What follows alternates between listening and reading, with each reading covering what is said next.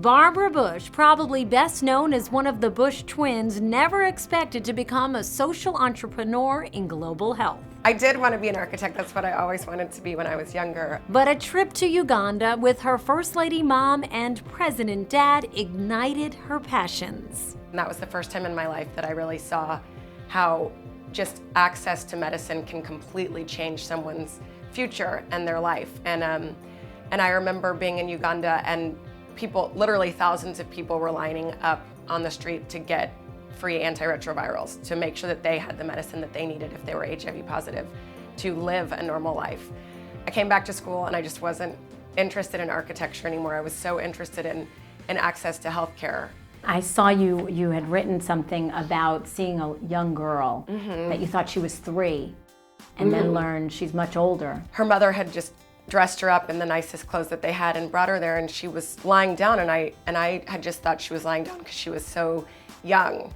And as I talked to her mom, I realized that I thought she was 3, but she was 7, and she just had lacked access to basic health care all of her life and had not, grown the way that kids that we see, that I had seen growing up had grown the same. And her mom had brought her there even though she couldn't stand, even though she was too weak to stand, just because of what this could mean for her child's future. And it was just sort of one moment. I have, no idea what happened to that mother or that little girl, but it was a very tangible, sort of stark moment for me to realize how different that girl's life would have been if she had been born anywhere that she did have access to healthcare.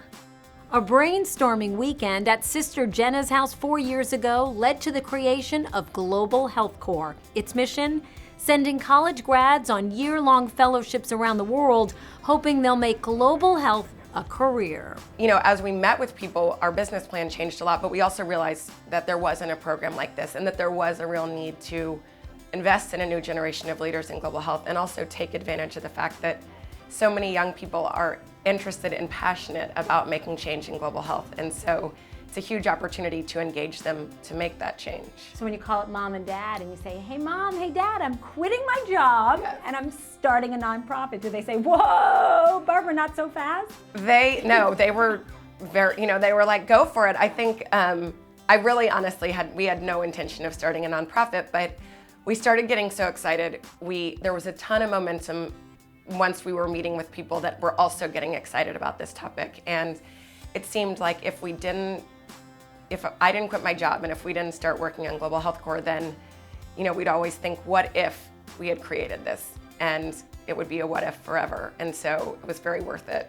I think it might be more difficult to become a Global Health Corps fellow than to get into Yale, your alma mater. Is that correct? It is very competitive. Of the more than 4,000 applicants, 90 lucky fellows were selected, like these women, who say Global Health Corps will help them make global health a career. This isn't just a chance to go abroad and do something and come back and move on with your life. This is a chance to build a foundation for a career.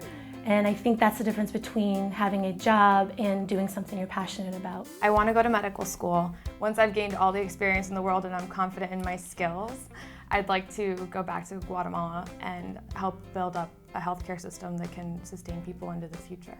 Before GHC, I never knew Barbara, and it has inspired me. I look at her and like, she's not like my mother's age. She's a young person who has a passion and she's going forth with it. So what's the future for Barbara Bush? Global Health Corps indefinitely? Yes, Global Health Corps indefinitely. I don't know. Yes, I love working on this.